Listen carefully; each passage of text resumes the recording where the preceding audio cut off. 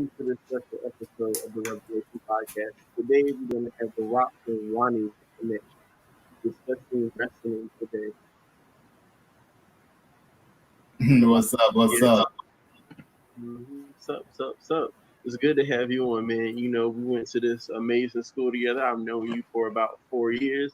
We're both wrestling fans. We beat each other up. We've hit each other with steel chairs. We also power bombed the homie Greg back in the day. So if you're watching this, bro, we want you to remember the triple power bomb. Yeah. Man. You know, with COVID and everything going on, I know you got to have some time to catch up on various wrestling products from WWE, AEW, Impact, or maybe even Ring of Honor. Bro, yeah, I've been catching up on a lot of this stuff, and it's like, man, I for one, since I'm working like 5 days out of the week, I'm only off on Wednesdays and Thursdays, but when I can, I'm catching up on like Twitter, YouTube, and Instagram clips for like multiple promotions. It's like, bro, I'm not gonna lie, New Japan had me considering getting the Fight TV app just so I can watch wrestling, because when I heard like the evil dude from his staple became like a Triple Crown champ at Wrestle Kingdom, I was like, bro, this is gonna be good stuff. And then Ring of Honor having that tournament they had, I saw Matt Sydal beat Delirious. That was crazy. Yeah, man. Evil has had an incredible journey this year. Starting off with Chaos to join the Bullet Club from being IWGP World Champion and winning the Intercontinental Champion, man. He's done a phenomenal job. Matter of fact, I can't wait to see how else the Bullet Club transforms this year and going forward. Yeah. And you said what happened in Ring of Honor? Okay, I didn't catch it because like it was like I said, working so often, and it's like I think it was like a Saturday, Friday night. I'm coming home and they're having this kind of tournament for like one of their championships. I haven't seen Ring of Honor in like 4 years, so it's like, okay, I think I've heard of this championship, or I kind of remember what it may look like, some kind of traditional championship. It's like, bro, pure weight, is it? The pure, yeah, pure. That's exactly what it was. Yeah, I heard they were bringing that championship back. That championship had an incredible story with Daniel Bryan versus Nigel McGuinness. I believe AJ Styles held the belt at one point. CM Punk. I also want to say Samoa Joe. They had a very incredible history back in the day of Ring of Honor before it was unified with the World Heavyweight Championship in ROH. Oh yeah, definitely. I mean, the history, everything. But you said that mostly you've been catching Wednesday. So, are you which black and gold brand are you a fan of, NXT or AEW? Truly, I'm a fan of both. What can I say? I'm just a wrestling fan in general. But like having actually pick it, it's just a common sense kind of thing. It's like this. They both have their own networks. AEW's on the TNT network, NXT's on WWE. But it's like, which one do I feel like watching live more? So it was like I mostly watch AEW live, and then when I renew my subscription for the network, I'm going to start watching NXT again, because one of the matches I wanted to see, but it's like another match was happening that I wanted to see on Dynamite, was the Dexter Lumis versus Damian Priest match, and I like both those guys. They're dope athletes. I ain't about to lie to you. That actually was an incredible match. I got to see Damian Priest versus Dexter Lumis. I don't want to spoil the ending for you, but it sets up a match at NXT TakeOver Halloween Havoc. And speaking of NXT, like you said, the network, we can always go back and watch NXT. And I kind of feel like that's almost the downfall of NXT right now, is that when it used to just be on the network, people were like, you know what, let me get the network. Let me see what those guys on NXT are doing. Now that it's live and you can go back and watch it and have an easier access, I've noticed that a lot of people are tuning more so into Dynamite because AEW doesn't have that network yet, but we know they were slowly building that. Not their own exclusive network. Yeah, you know, with those guys from AEW, man, with all the connections they're making, I expect to see NWA. I expect to see New Japan, which New Japan does have their own video content, New Japan World. And with the whole 30 years of Jericho that we had 2 weeks ago, but not 2 weeks, last week. Yeah. Like we saw Hiroshi Tanahashi, and then I follow Lance Archer on. Did I just say his name right? Because I literally, I did. That is his name, Lance Archer. I follow him on Twitter, and he literally had a a video of Minoru Suzuki saying, "Hey, good luck in your match against Moxley. Give him hell, Suzuki Gun, Ichiban." I'm like, oh man, they're gonna start working together eventually. The build and rise of Lance Archer has been extremely wonderful. His rise, I remember 2009, I was watching the WWE version of ECW when he was called Vince Archer, and I was like, I don't know, there's something about this guy that I can just see the future in him.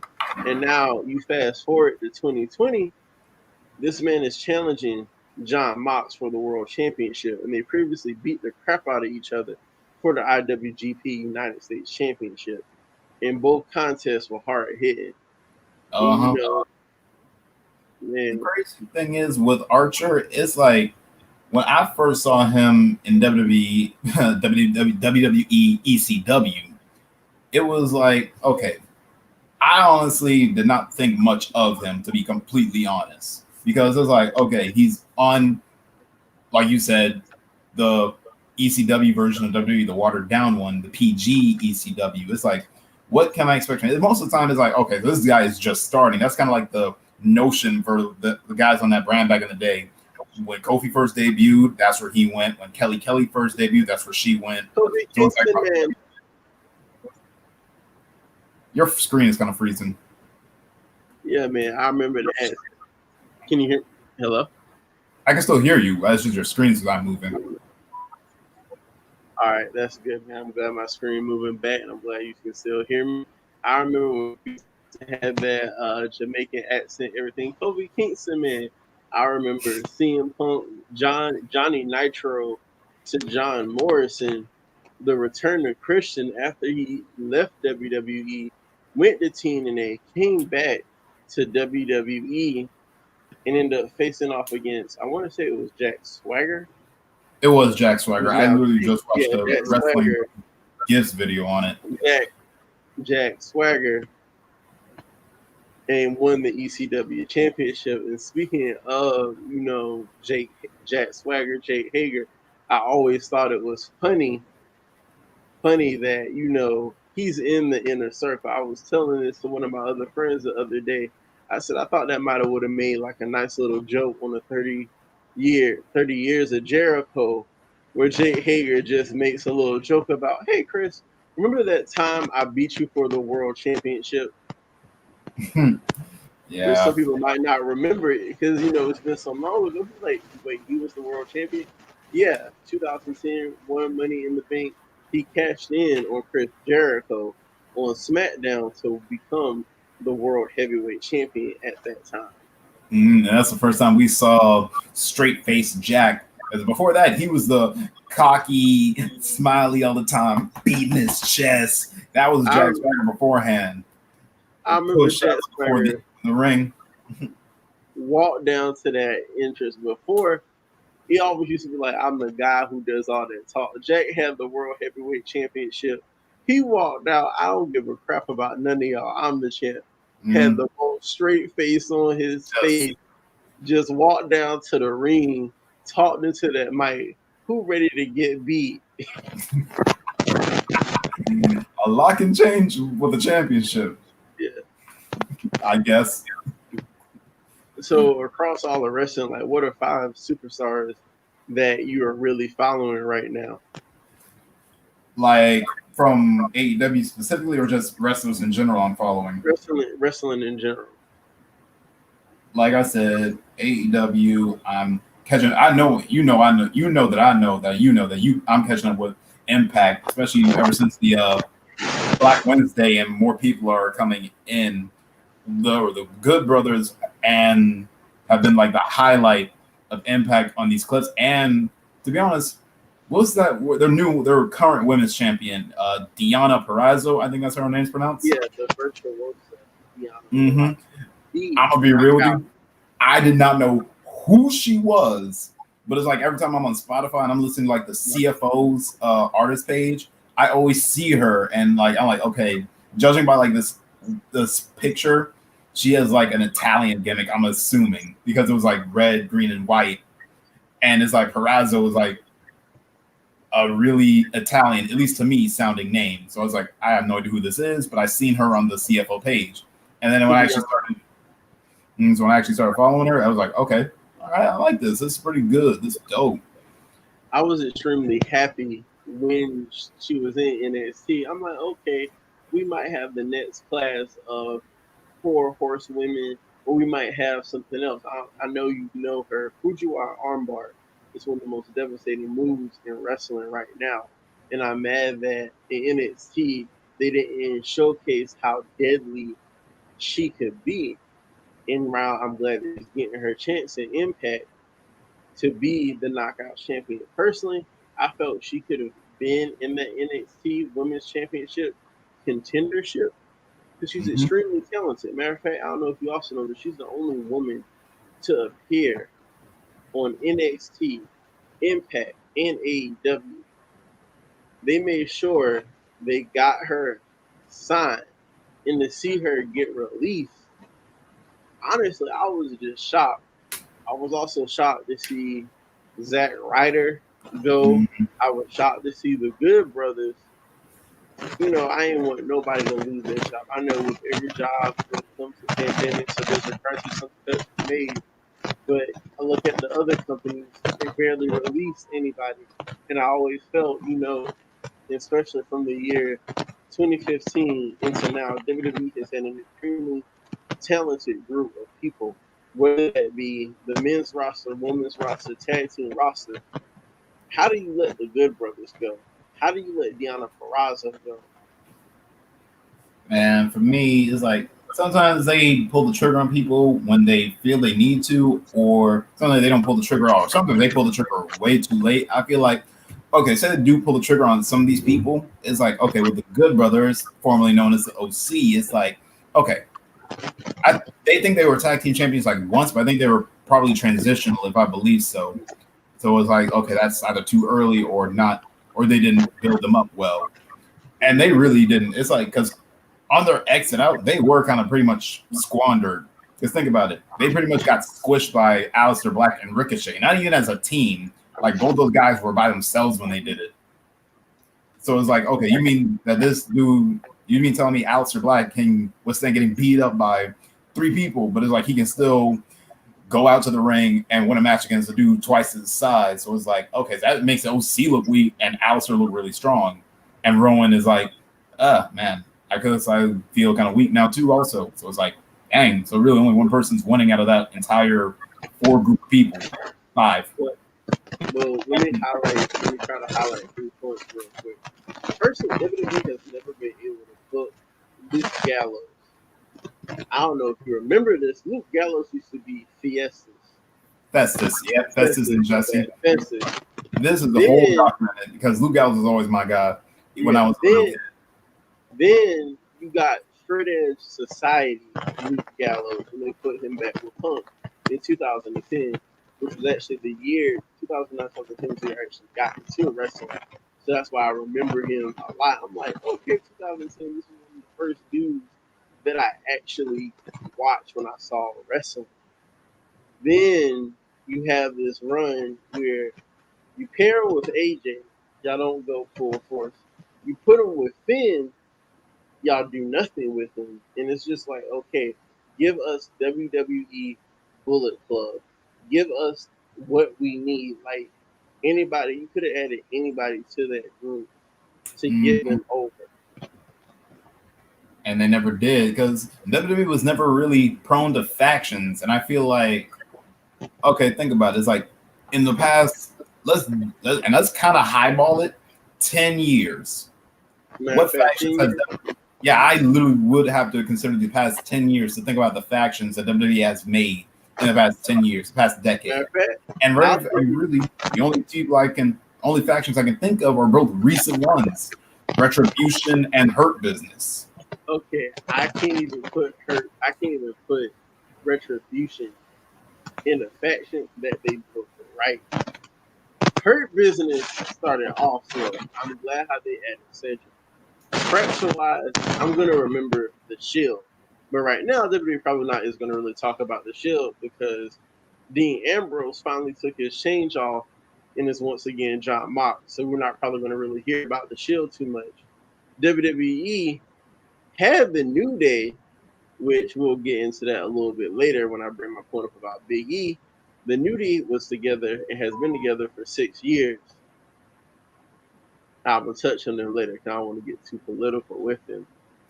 Let's see. Women wise, I'm gonna think put back to the men too. We had the Nexus, 2010, 2011. We had Core, Straight Edge Society. We had Team Bad. We had Team Bella. Team Bad and Blonde. The OC. Are we counting NXT as well or no NXT? No NXT for right now. Dog. Because be real, because the only faction I think of from NXT, aside from Undisputed Era, is kind of forgotten. If you catch my drift. Yeah, the Suns are a little forgotten. Sanity, they flop with Sanity. Like, how do you mess up Sanity? I don't know, man. They brought Evolution back. The Wyatt family. Mm-hmm. Wyatt family. Let's see, who else can I think of? I'm really trying to think now. Because, like you said, fraction-wise, you really, really got to think over the past 10 years. Who else can I think of? I feel like I missed. Lucha House Party. Another more recent one. They have done nothing, absolutely nothing. They've done nothing with the entire cruiserweight division since they brought it back. Let's be real here. Ever since Enzo Mori left, they have not done anything with that division. I ain't really feel Enzo was cruiserweight champion. To me, I felt like he was probably the best one, in my honest opinion. Back when Pat was Adrian Neville, I always thought that Adrian was the highlight of the cruiserweight division. Outside of him, cruiserweight champion, I would have to look at the most recent champion, Eric Santos. Santos Escobar. Santos Escobar. My bad. I'm sorry. You're good. I got a little out here, but thinking about a couple other people too in my head. Santos. Then Jordan Devlin, which I think that's going to be an interesting situation when he comes back. But pretty much, I think that's pretty much it in recent memories. But it also goes to the fact that personally, WWE doesn't know how to book fractions, like you said, and even tag teams. Really, to be honest, I mean, like you said, you gotta really, really honestly, you gotta go back further. Because really, everybody they've really paired together has been mismatched. For example, Bobby Roode, Chad Gable, Dolph Ziggler, Bobby Roode, Dolph Ziggler, and McIntyre. Andrade and Garza, which technically should have worked. Sheamus and Cesaro, the bar, Cesaro. Let's that real quick. Cesaro is pretty much phenomenal. Everybody used to care. Your volume's going out a little bit. Can you hear me? Hello? Yeah, there you are. Yeah, Cesaro has been also an example of somebody who's shining in every moment when it comes to the tag team aspect. You've had him with Sheamus, you've had him with Shinsuke, you had him with Tyson Kidd, him and Sami Zayn. Speaking of Sami Zayn, you also had Sami and Shinsuke. You had Sami and Kevin Owens. You mentioned earlier Aleister Black and Ricochet, which personally I felt they never should have been called up and should have stayed in NXT. That's really all I can say about that. I don't want to get too mad. Well, let's move on to something that'll make us both happy. Remember what I told you about? The Big Hoss division of AEW. Tell the good people what that's about. Okay, so one of the writers on Twitter has been discussing with Tony Khan something they want to do with Taz's FTW title. Because we saw how the other week we saw Brian Cage versus Will Hobbs. Okay, and you know that was a straight two big dudes in AEW. It's like, okay, because everyone kind of made fun of AEW back in the day when they first started, because they were like, oh, this is all petite wrestling. It's a bunch of cruiserweights. So it was like now, yeah, back then it was now, but like fast forward a year, and it's like, okay, now we have some of the bigger dudes in wrestling currently. And I mean like in a literal sense, not like, oh, these guys are really popular, but it's like they're larger than the average size. So it's like, okay, we need a whole team division built around it. So right now, as it stands, Brian Cage, current FTW championship. And I feel like, and like I said, I follow Lance Archer on Twitter. He says, maybe after I win the World Heavyweight Championship, I can be a double champ, because he retweeted it. So it came from one of the wrestlers themselves. This isn't just hearsay, and I'm hoping it's not hearsay. Because I'm going to be real. Yeah, I do like AEW as it is, but sometimes I feel like, okay, just because I like you, don't mean you free from critique. And it's like, I always feel like, okay, I'm always kind of, it's like, all right, okay, I get it. Everyone is super athletic. They can go in the ring. They have a great work rate. But what is sometimes it's really like, okay, what if I just want a straight power match? And I don't want like, oh, okay, what about Wardlow versus Luchasaurus? Because I'm going to be real, that match, I didn't really like it. Especially as one of the lumberjack matches, like, because it pretty much destroyed the fact that, okay, it established the fact that, yeah, these are two of the biggest guys in the company, but it's like also the fact that, okay, but again, these dudes made everyone else around them look pint-sized. The lumberjacks were essentially useless the whole match. Because it's like no one wanted to get their hands, no one wanted to catch hands from the two biggest guys in the company. So how would you book the big Hoss division as it stands? Because right now your contenders are the current champ Brian Cage, the number one contender formerly Will Hobbs. Then you got like the Butcher, you have Luther, Luchasaurus, you have Ten and Brody Lee and Evil Uno, all from Dark Order. And then you have that new guy that was on this past week's edition of AEW Dark that faced Darby Allin, Nick Comoroto. That dude was massive. All right, here's what I would personally do.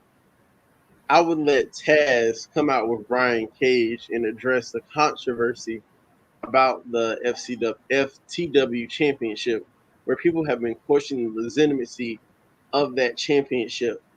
Then I would have Brody Lee come out and say, look, we are the Dark Order. I don't care if AEW recognizes this title or not. I'm going to take this title, make it legitimate, since the powers that be help Cody get the TNT championship, and the FTW championship will become the Dark Order's primary championship. Then I would have Brian Cage outpower Mr. Brody Lee. Then next, I would have Will Hobbs step up. Then Ken and John Silver will come out and be like, no. Mr. Brody Lee's business is not done. Then I would get us a fatal four-way Extreme Rules match, is what I would personally do, or a hardcore rules match. Just to show that what happens when you give these big men weapons. How can we make it a little bit more destructive? Personally, what I would do.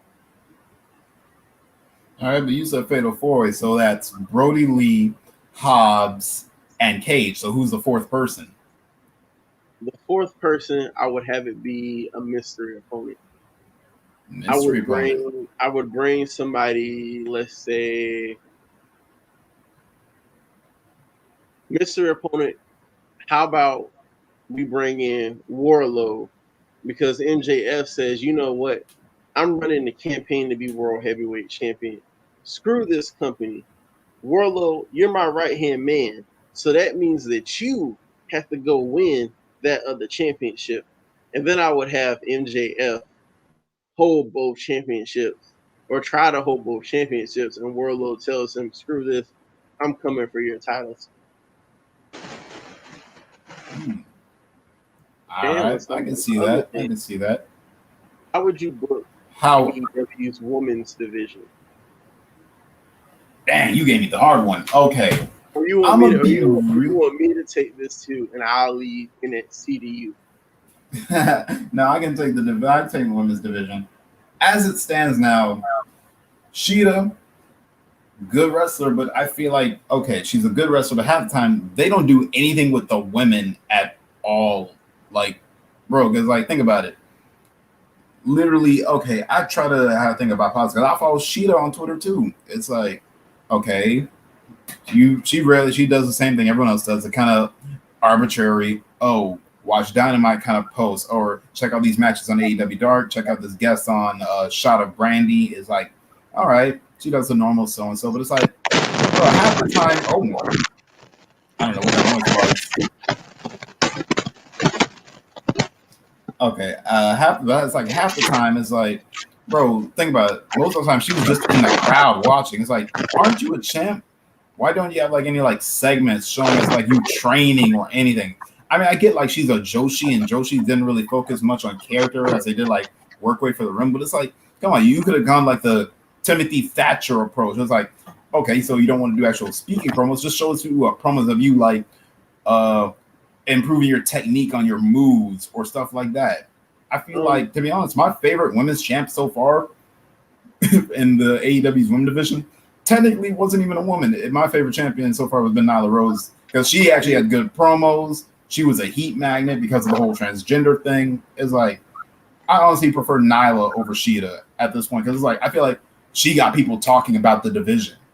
Well, let's talk about the elephant in the room since you brought up Nyla Rose. Personally, I think we were in the same thought before they revealed the fact that Nyla Rose wasn't born a woman. I honestly thought they were going to give her the championship instead of Riho. And personally, when you look at the AEW division, personally, I think they need some more. Like you said, they need some more time, and they also need a couple of more names.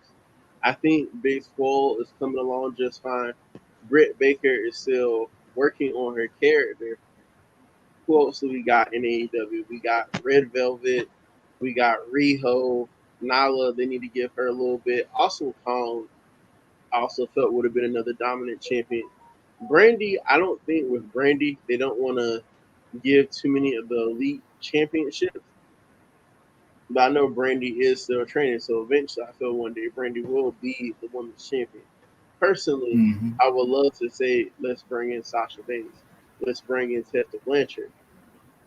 What I think right now, what they should do is work on a partnership with Impact and continue that partnership with NWA that they can continue to use under Rosa, Sienna, I would say Marty Bell, Allison Impact, Kay. Allison Kay, who was formerly known as Sienna. I would say look at the independent and see, okay, who is somebody different and unique that we can get. And then I said, hold up. Think about who else they got in the company. They got Free Person. They got Demente. They got Evil Leaf. Matter of fact, let me pull up on my phone to see. Actually, I don't think Bea Priest is with them anymore. Because I think something about like some kind of controversy. I think like some that was part of like the speaking out allegations that came out like in April or May, and she's not a part of the company anymore, just like Jimmy Havoc isn't. Okay, hold up. Let me look to see who they got right here. One thing about it is like one person that just disappeared, even though she's in the rankings, is Abaddon. And I follow Abaddon on Twitter too, and it's like, bro, why have you not wrestled in the past month and a half or 2 months at this point? Oh, and also I forgot about Chris Statlander, who's injured. Still injured. Mm-hmm. Yeah, Leva Bates can wrestle. Matter of fact, Leva Bates can do almost any character that you ask her to do. I feel like they should focus a little bit more on her. Yeah, it's Miss Blue Pants. I was talking to another friend about it. They're saying put Cameron in the ring. Unfortunately, even though I love supporting our people, Cameron needs a little bit more training. She needs to get back, train behind the ropes before she get back on screen. Mm-hmm. Then you also got Tay Conti and Anna Jay. Yep, Tay Conti. I was loving the progress that she did in NXT, so I'm glad to see her now. And the Jade is going to be something big in the future because of how they're building the Dark Order. Mm-hmm. Oh yeah, definitely. Okay, but one thing that because we kind of got sidetracked with the whole adding people to the roster instead of just Mm-hmm. working with who they got. So it's like, as in actually booking the decision, would I have Nyla win it again? I would say No. yes, but I'm gonna go with no this time. This time, keep that in mind. Okay, so we just had Swole Mm-hmm. have contentionship for it, and she lost for the anniversary show. So all the championships were defended successfully. Okay, Mm-hmm. but think about it. Remember the Deadly Draw? What about the Mm-hmm. winners of them, Diamante and Eva Lise, as you were saying? Mm-hmm. Okay, since they both won the title, and let's say they have a match with each other, like so, this would technically be their third match with each other in AEW. Mm-hmm. Lets them have a number one contender spot for it. Whoever wins wins. They shake hands, and then fast forward because did you see AEW Dark this past week when it came to the Nyla Rose segment after her match with King? I actually did. Well, long story short, the Vicious Vixens, as Vicky Guerrero and Nyla Rose are calling themselves, Vicky cut a promo where it's like, we've been pushed to a side, even though Nyla Rose is still number one contender and not getting a title shot this Wednesday, to paraphrase. Mm-hmm. So basically, they said, if you push us to the side anymore, we're not going to wrestle. We're just going to take matters to our own hands. So fast forward to after the number one contender match, whoever wins wins. I don't because like whoever wins this doesn't really matter. Mm-hmm.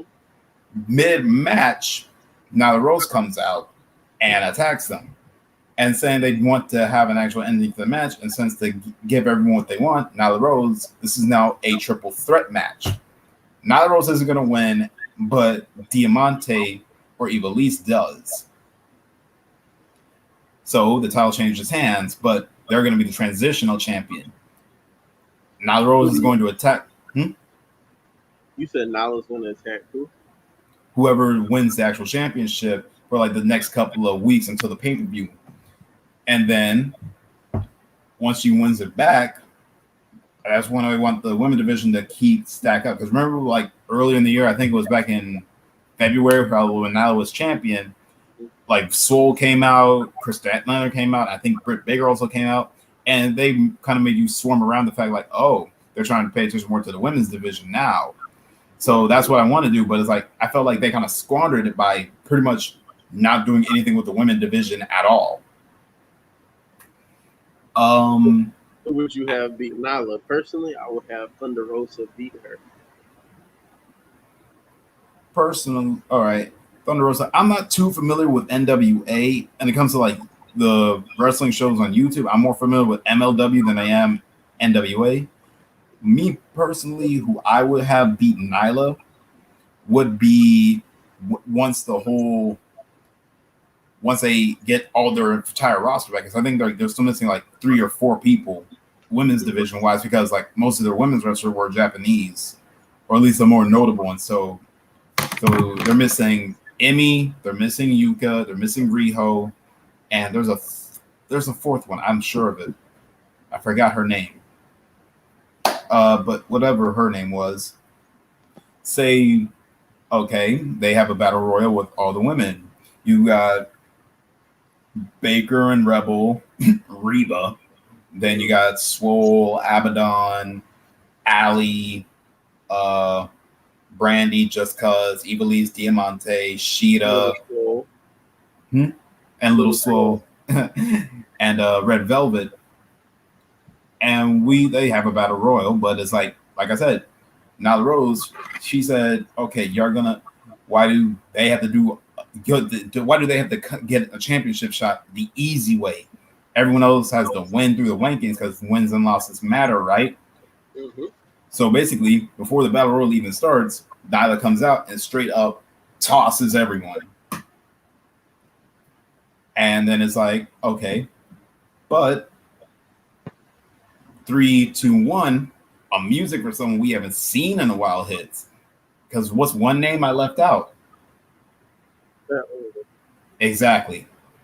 They they have a new feud, and then they redeem themselves from their match at Revolution, because I think that, to me, is still probably the worst match AEW has had. I think it And was then I would a have. pay-per-view at that point.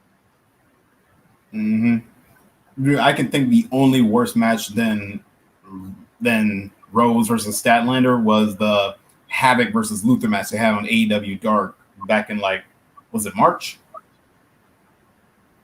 Personally, I thought it was the Jericho versus Luther match. I'm indifferent about it. I don't like Luther. For me, is like he's Jericho's age, but it's like he's twice as heavy and can't really, and does not move well at all. It's It's for like, me. It's like watching Jericho versus maybe about 2018 Goldust. damn, it's like that. Yeah, I wasn't feeling it. Mm-hmm. So He for had some both, all right spots during that whole match. It was like the best spots were always near the end. It was like he struggled to climb the top rope during that one segment. Like you saw him, he's like, oh, okay, now I got it, and then didn't even really jump. He just rolled forward. yeah, from one company to the other. Let's talk about the other show on Wednesday night, NXT.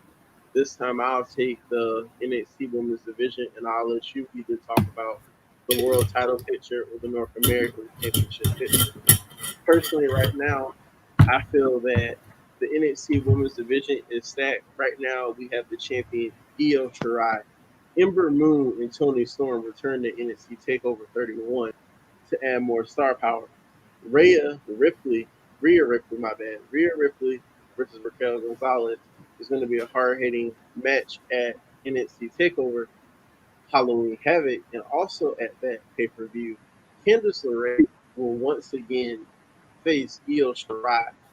And I think the surprise element to that is, will Shotzi Blackheart will interfere in that match, and will Candice finally become NXT Women's Championship?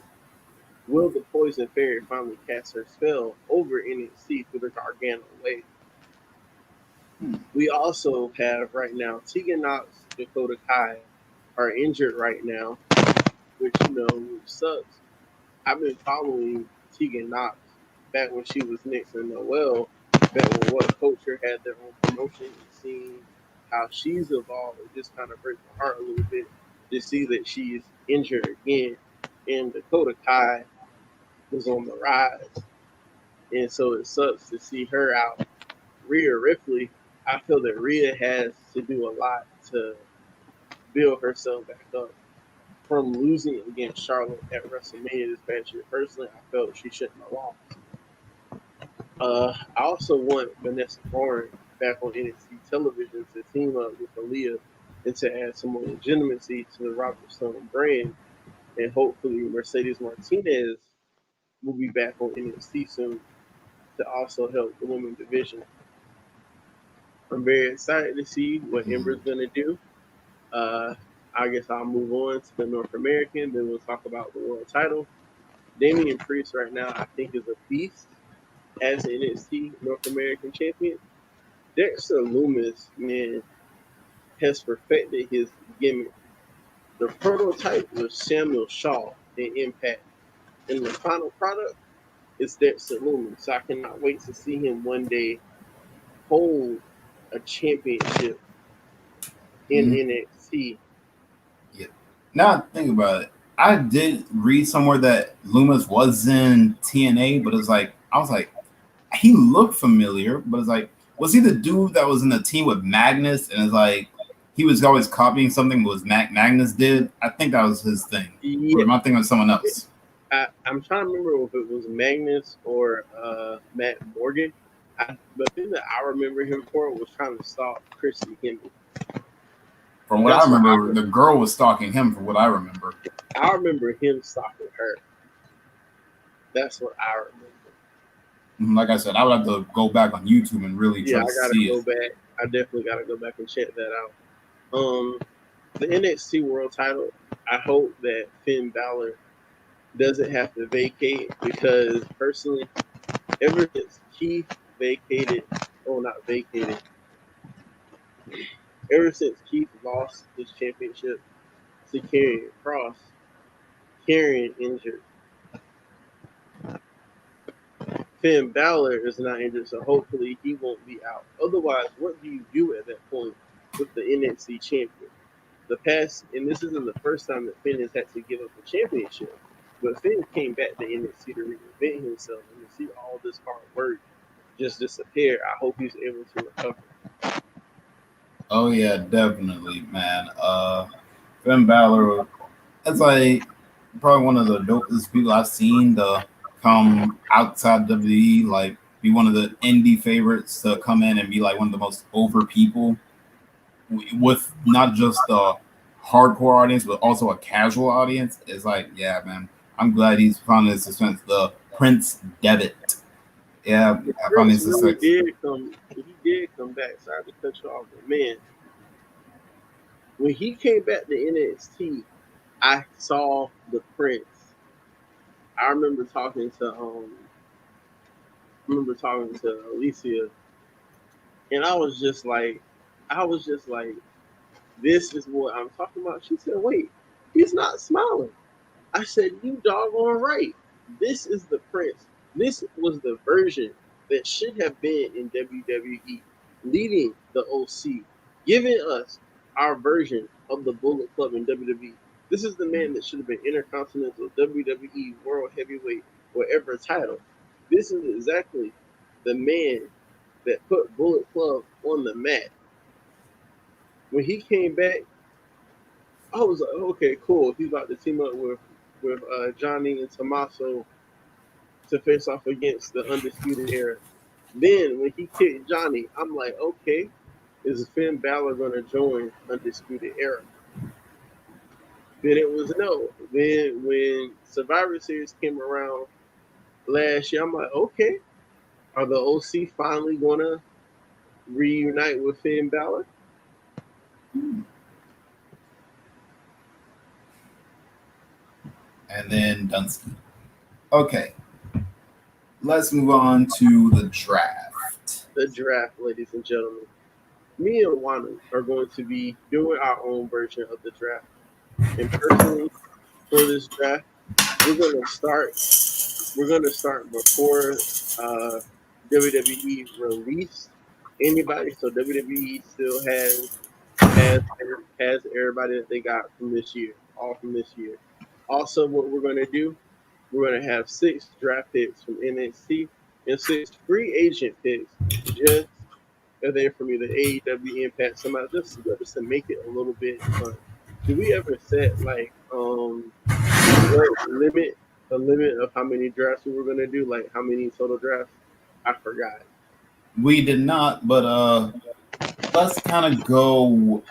See, I didn't even watch the draft for the NBA or in the NFL. So let's make up our own draft. Let's say 5 rounds or 6 rounds. Oh, per draft picks. Let's go 5 rounds. In each round, we get, let's say, 3 picks. I think that's how they did it last time. 5 picks. Mm-hmm. Actually, this one, the one they did from this year, was 5 picks. So let's do 5 rounds and 5 picks. Is that why that thing was so long on Instagram? I think that's why. Mm-hmm. I saw it on Instagram. I'm like, this thing had that's like 8 names for one page. No, I need to look it up right now. Hang on. WWE. This is my notes. I got you. You know, right now I got my Galaxy A21 and I also got my iPhone 11. All right, okay, this is from this past Monday. Okay, Raw. They have Bray Wyatt, Randy Orton, Charlotte Flair, Braun Strowman, Matt Riddle, Jeff Hardy, Retribution, which is 6 people, but that's a team, so it counts. Keith Lee, Alexa Bliss, Elias, Lacey Evans, Sheamus, Cross, Truth, Dabakato, Titus, Peyton Royce, Tozawa, Metalik, and Dorado, Lana, Moss, and Ruas. So 1, 2, 3, 4, 5, 6, 7, 8, 9, 10, 11, 12, 13, 14, 15, 16, 17, 18, 19, and 20.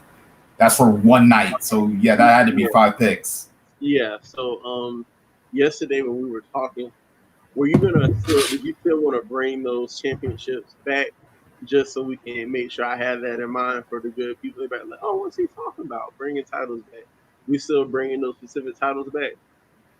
To be honest, I've thought about it. It's like, okay, so we already have the 24/7 championship, which is pretty much just R-Truth this movie. That does not exist on our draft.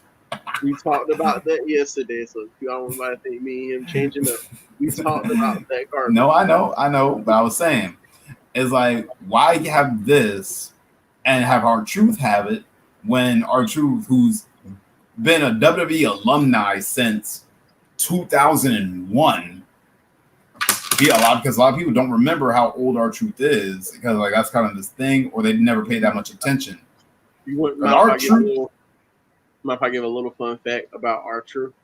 R-Truth is actually a world champion. He held the NWA championship. Yep, I know.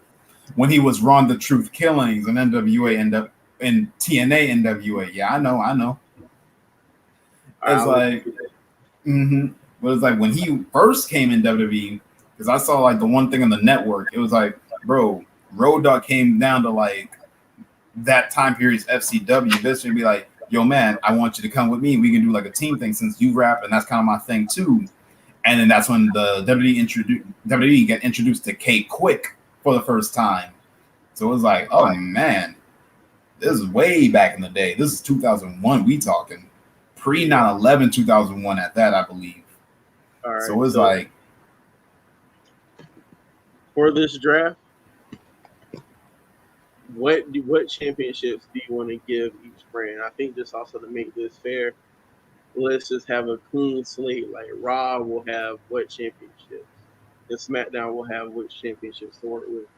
All right, but coin toss, remember? All right, I'll let you call it since you're the guest. All right. So this is for you, and I'm still gonna go first. So heads is Raw, tails is SmackDown. All right. It's a good thing I have a lot of these. I'll just one. Let's see which brand. Tails. I'm SmackDown. Yep. The B show that ain't been the B show since must be 2004. Because I'm gonna be real. So I got the hard one. You got the hard one. That's why I said, how about for this draft pick? That's why I said, what championships do we have to work with? I'm talking about, let's start off with a clean slate. Vince McMahon hires us. There are no champions on Raw. Everybody, we starting fresh. That way, we got something to work with. I always felt it weird to have the WWE Championship on SmackDown. It took me forever to get used to it. And then especially like since the era of like where the championship was pretty much undisputed and went through and was on both shows. Like, so I say like, okay, so first and foremost, WWE Championship is on Raw. And I'm going to say the World Championship is going to be on SmackDown. I don't want that Universal Blueberry. Yeah. Okay, so me again. I feel like United States fits better on Raw than it does SmackDown. I'm glad because I want that Intercontinental Championship. Okay. And then another one I want to say, we bring back some of the older titles. So one thing I was saying we were discussing, let's bring back let's bring back the European Championship. All right, you got the European Championship. For my show, I'm going to break my own rules. I'm going to add the 24/7, 7-Eleven, eat 7 donuts a day, 572 strawberries championship. My girlfriend about to twerk on me. I'm about to praise God all day long championship. Give me, I'm just joking. I do not want that championship on my brand. I'm going to have the hardcore championship. Thank you, Triple H, for the sledgehammer. So, of course, that leaves us. Are we going to have separate women's division titles and separate tag titles? And Honestly, for women, I feel like the answer should be no, because like now we have more women than we did. Because think about it. Can you even remember some of these women from like the ruthless aggression era, like from like the mid 2000s? Because honestly, when I was started rewatching from, because I literally started from the weak ruthless aggression era start. I swear to you, I only remember 4 females, and that's only because they were constants.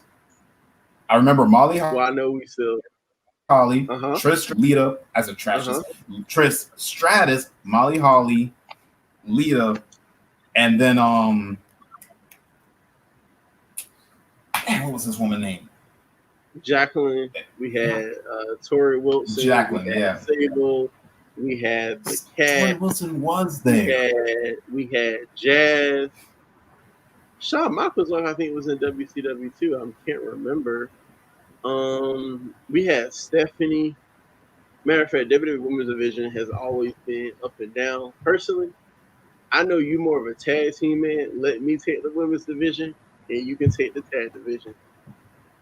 Please, because honestly, I'm gonna be real. I do not remember half of the women Matter of from fact, 2002 matter of and fact, no, until like 2011. I said we're gonna have everybody 2020 WWE standards plus those 6 NXT draft picks and the what you call it and 6 free agent picks. That's why I said, did you want your women separate or not? Because I was about to say you can still draft women on Raw if you want, and they would have an opportunity to have a shot at the women's championship, just like guys from SmackDown can have championship opportunity. Or you want to just keep it like that? I have the women, you have the tag team. To be honest, yeah, I prefer the tag teams. I know you do. But let me also say this: if we did have the women, I feel like I know your first draft pick would probably be Ruby Riott. Yeah, Ruby Riott. See how much I know my classmate. He All does. right. Because it's like with one, my music taste, my All right. thing for punk rock, Uh, so, like I said, also if you still do want to add the occasional woman to your roster, you can do that. That also eliminates 2 of my draft picks that I know that I'm probably not going to get. I'm gonna let you start off since Raw usually always gets the first pick. Mm-hmm. Let me grab my What? book pen.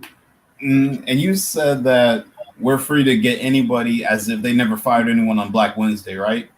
Never fire anybody on Black Wednesday. Plus, keep in mind, you have, we'll say this up to 6 NXT eligible picks, plus 6 free agent picks. Like, for example, say you wanted to draft John Mox, all you got to do is say WWE got a relationship. So, just to keep it fair and just to add, some excitement. Dang, no, I need a pen. Give me a second. Hold on. Preferably a red pen, since I got the blue pen. I had both my red and blue. I had on this shirt with all these colors. I didn't know if I was about to be Mr. SmackDown, Raw, AEW, or NXT. I had all the colors. I was ready. Okay, so one thing I would want to do, I was always a fan of back in the day where it's like they determine their draft picks at random through whoever wins like their cross brand matches. You remember them back in the day? I do remember that, but for this episode, let's do it based on 2020 standards.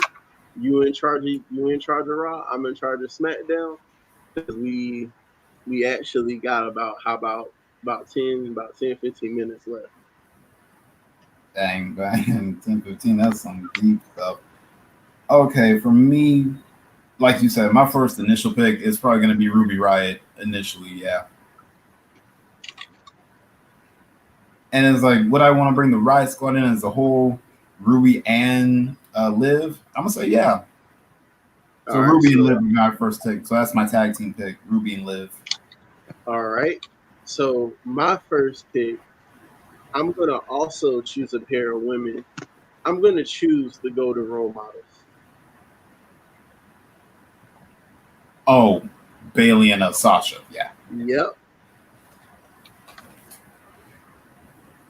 Okay, so that's one, and that's 5 each round, right? Yeah. So this is pick 1, 2.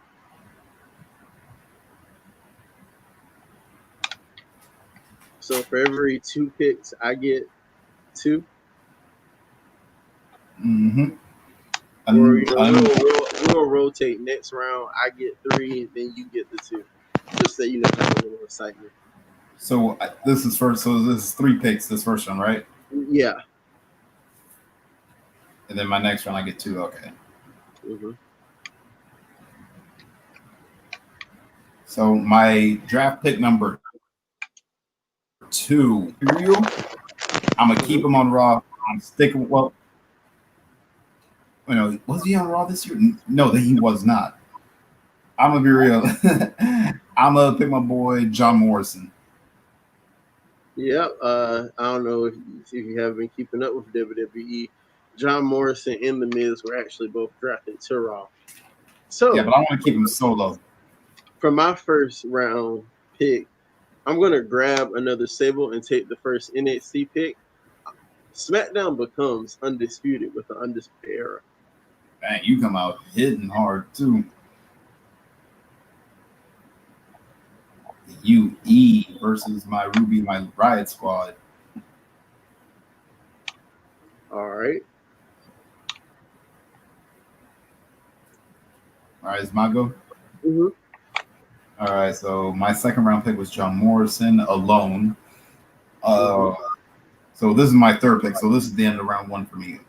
Mm-hmm. For me, I would say I would want to put. I don't want to do a free agent or an NXT pick just yet. Who do I want? You know what? I'm gonna redeem my boy Ricochet. He needs to get redeemed, and he needs to do it on the flagship show. All right. We're going into round 2. Matter of fact, instead of 5 rounds, let's do 6. That way, it'll be even. So 3 rounds. Wait, who's your second pick? Undisputed Era. You dropped them all together. Yeah. Those were my 2 picks: the Golden Role Model and the. I forgot about Golden Role Models. All right, you ready for round number 2? I only get 2 picks this time, and you get 3. Yeah, I got it. Yeah. SmackDown is about to become limitless with Keith Lee. Ooh. All right. Mm-hmm. Who I want to pick, and you already know why I'm picking him. I'm gonna bring my boy Sheamus to Raw. I already know why. Mm-hmm. All right. For SmackDown, we're gonna retain the artist known as Shinsuke Nakamura.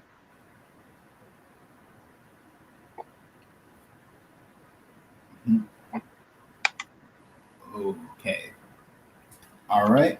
So you doing good. You ain't taking none of my picks just yet. What if I take one of your picks and I don't even mean to? It was like, man, now I feel bad. Ricochet was on my original list, but then I said, I already know you getting Ricochet. So I said, let me hit hard. As long as I get my first picks in the 3 round, I don't care. Mm-hmm. I'm gonna be real. I feel like I need to do this man justice for the way he's been treated like the past 2 years, just getting smothered with hate, or for basically stuff that was out of his control. I'm gonna bring my boy Chad Gable. Who? Gable. Chad Gable. Or I mean Shorty G. We will call him Chad Gable. You're in charge of Raw. You'll make sure he get booked right.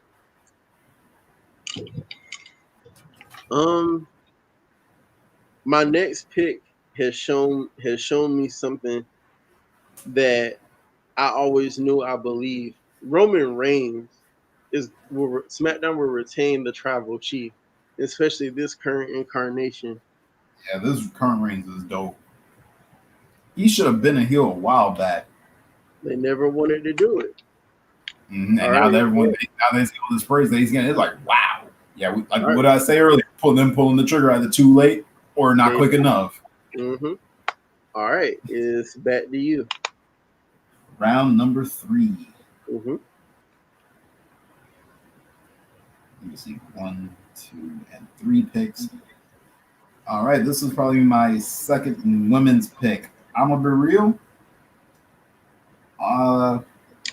This is gonna be an NXT call up. This is my first NXT pick.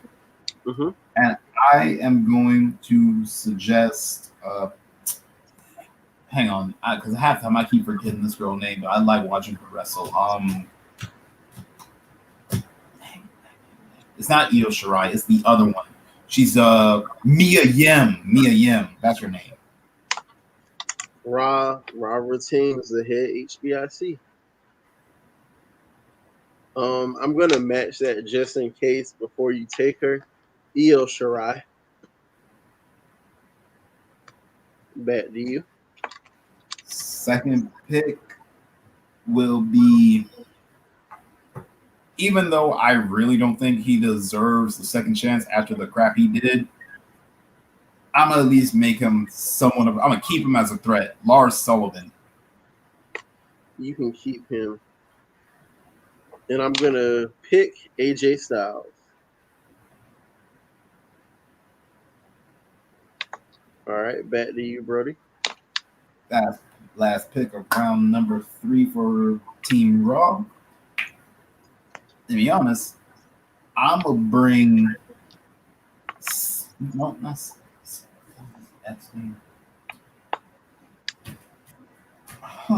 actually, do I want to bring a team here? To be honest, since they kind of built him up but then didn't do anything as per usual, because he got that shot at the Intercontinental Championship, I'm gonna bring Grand Metalik over. Just Grand Metalik. All right. What I'm gonna do, I'm gonna take a team and a woman since she was paired with them this year. I'm gonna take the Street Profits for round number 3. I'm gonna take the Street Profits and Bianca Belair. Technically, this will be round number 4. Oh yeah, my bad. So that's your pick: Street Profits and Belair. Yeah. So now I got to do a double. Okay, dang. Okay, this is my second NXT pick, and I'm going to bring in. Ooh, yep, definitely. I'm definitely bringing Isaiah Swerve Scott, aka Shane Strickland, Killshot, whatever name you prefer. Isaiah, and then also, just so we have like a monster to match Sullivan size, I'm bringing in Killian Dane. Okay, so let me add your other pick. Oh, there's 2 NXT picks, so I have only. Yeah. So just to make sure. So in total, 6 altogether. Let's see, 1. Make sure we count with it. 1. So I get 3 more NXT picks. Mm-hmm.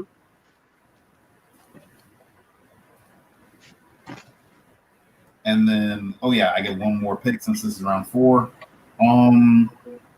Actually, no, you get 2 picks. You get 2 picks. I get the 3 picks this time for round 4. No, I'm gonna keep track. So round 1, you had 3 picks. Round 2, I had 3. Round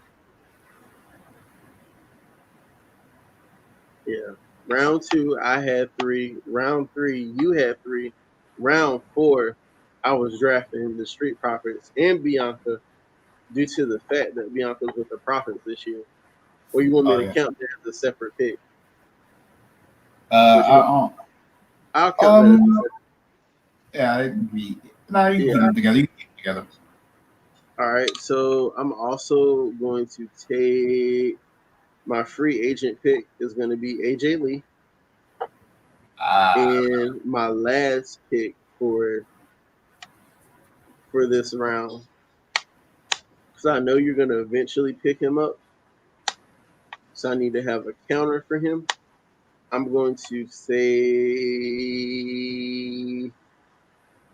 Sami Zayn. Zayn, all right. All right. Actually, I really got Sami Zayn until recently, to be completely honest with you. I always liked the stuff he did, but I was like, man, is he really gonna be any good? It's like my question was, are he really gonna be any good on the main roster? And now, well, he shut my mouth, won the Intercontinental Championship this year off AJ Styles of all people. All right. No, wait, no. he had to relinquish it, but then he wanted off AJ Styles and Jeff Hardy. Round 5 is your pick. You'll start off. Round 5, I had 2, so this is 3 picks for me. I lost count. 1, 2, and 3. Okay. Wait, no. Because you said AJ Lee. Oh, so this is 2 picks for me, 3 for you. So 2, 4, and 6, I have 3. 1, 3, 5, you have 3. We're in round 5 right now. Okay, so this is 3. Okay. I'm keeping my dude on the red brand. I'm keeping Kevin Owens.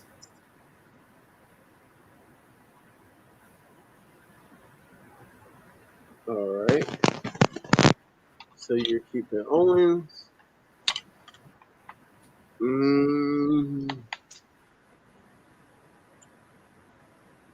How many NXT picks do I have? NXT, I'm going to pick up the Velveteen Dream.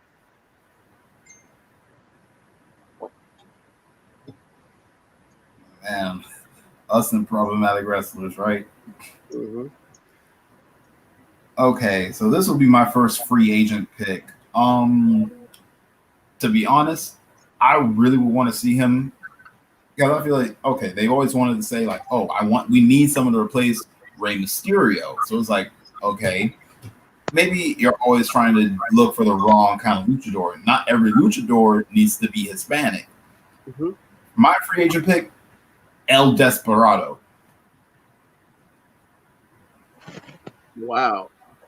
That's a major pick that I did not see coming. Like, wow. Oh, Lord. I did not see that actually coming. Curve. The third, I think I'm going to keep things original with the original bro, Matt Riddle. Matt Riddle. Mm-hmm. Okay, now I can see. Your last pick for round 5? Oh, yeah, okay. I thought you were about to say what I said for round 5. Okay, last pick for round 5. My third pick for Raw brand. You know what? I need my boy. I'm picking the bruiserweight, Pete Dunne.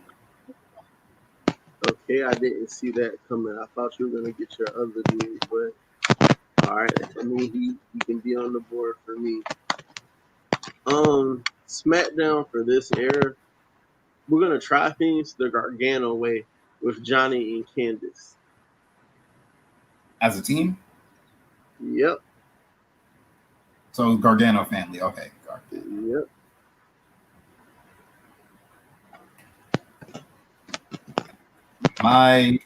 My way for this? Okay. I need to see complete and utter violence. That's the one thing I always felt like Raw has been lacking, but I feel like they've tried a too cartoonish way. But the reason why I say Pete Dunne and Lars Sullivan is like, okay, these are 2 dudes who can always go, and then there's Killian Dane. So it's like, okay, we have a dude Lars Sullivan size, then we have a dude. But who's a dude Pete Dunne size that'd be a good fit? This is another free agent pick.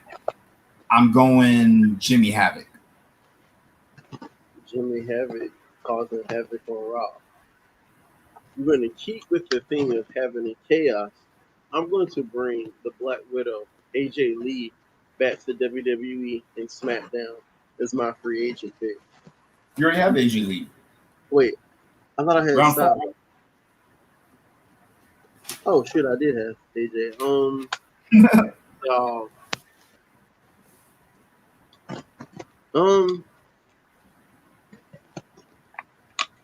Well, let's make SmackDown glow with Naomi. Hey, you just made me realize I did not pick another female yet. I feel like her vibe fits with it, so I'm gonna pick the sassy Southern Belle, Lacey Evans.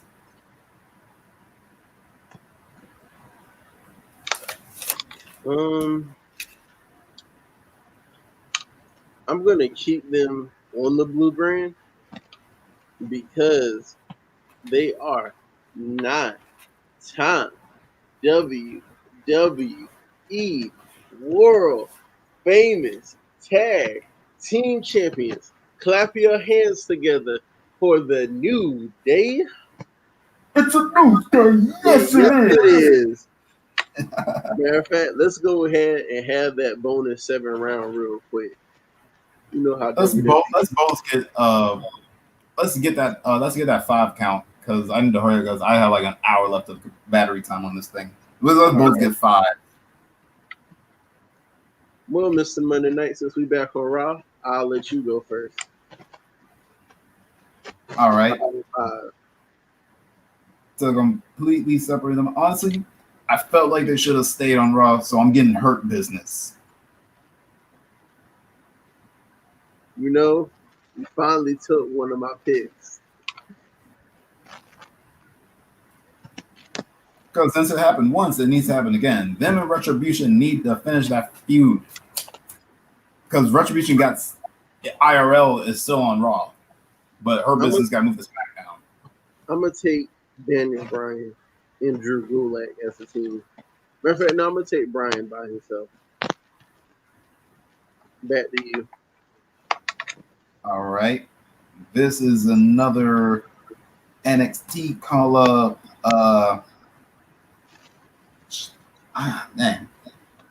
It was Xia Li, I think her name is. I think that's her name, Xia Li. Yeah. Because I've seen some of her stuff and she's good. All right. I'm going to take a surprise pick. I'm going to use my free agent pick. Instead of her going to AEW this year, we're working something out with SmackDown specifically. Thunder Rosa is coming to SmackDown. Mm-hmm. All right.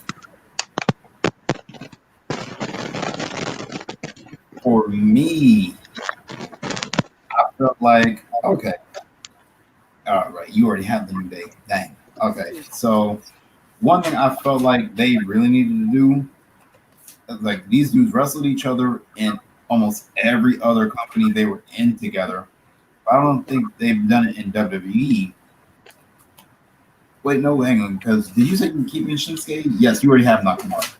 Mm-hmm. I already have Owens anyway. Okay. Dang.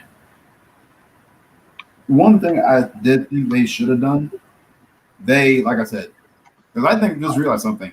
Neither me or you have included 205 Live. We have it. That was actually my next pick. Mm-hmm. I have somebody for you. Mm-hmm. So for me, I'm picking Jake Atlas. You're taking Jake Atlas. I'm gonna take a stable from 205 Live in NXT. Legado, the Phantasma, is coming to SmackDown. Mm-hmm. I've been trying to write down your name so I don't copy who you say, and I legit Legado del Phantasma.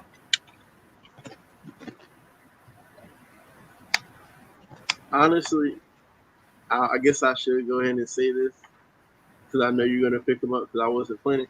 I'm honestly surprised you have not drafted Aleister Black. It's because you said you want to build him as the next Undertaker. I'm like, okay, Undertaker, for anyone who's still watching Ruthless Aggression, made me synonymous. It's pretty much synonymous with either brand for Raw, but it's like when he came back, he was exclusively SmackDown. So it's like, yeah, I was honestly counting on you picking Black first. I always felt Black was more your guy, so that's why I didn't have him on my list. Mm-hmm. So we're both at 2 picks left. So. I'm gonna let you keep Black Aleister for a sec. We're at the moment, but one person I do want to stay on Raw. You know, I gotta keep the Viking Raiders, the War Raiders. I already know. That's why I had. As long as I got the Prophet in New Day, I was fine. I'm gonna. I think I'm gonna copy the WWE Draft again this year, and I'm gonna take Seth Rollins and bring him to SmackDown. Friday Night Rollins. All right, I'm looking the last forward to pick. The last pick. Now I'm concerning whether I want to do this as a. I'm gonna say go out on a limb and say this will be a free agent pick. To be honest, he feels like if he did go to WWE, these are his words, not mine. He felt like he would be wasted and just be put in the cruiserweight division. I was like, well, you're lucky it is with me. I'm gonna put my boy Darby Allin. You know what? I was gonna go the AEW route, but I'm gonna go the New Japan route. Tetsuo Naito is coming to SmackDown. Well, ladies and gentlemen, this is it for Wrestling Talk, episode 1. The next time me and Ronald get together, we're going to talk about how we would book the first couple months of our pay-per-view. That's right. Raw's going to have their own pay-per-view. SmackDown's going to have their own pay-per-view. Heck, we might even take these lists that we got, put this in WWE 2K19, 2K20. With some of these picks, it's about to be crazy, but hey, it's what we decided. Thank you all for tuning in, and I appreciate it. And remember, WWE is in good hands because the both of us are now the general managers of Raw and SmackDown. And Vince, if you try to fire us that night, we will take all of our picks to NXT or AEW. We're signing off.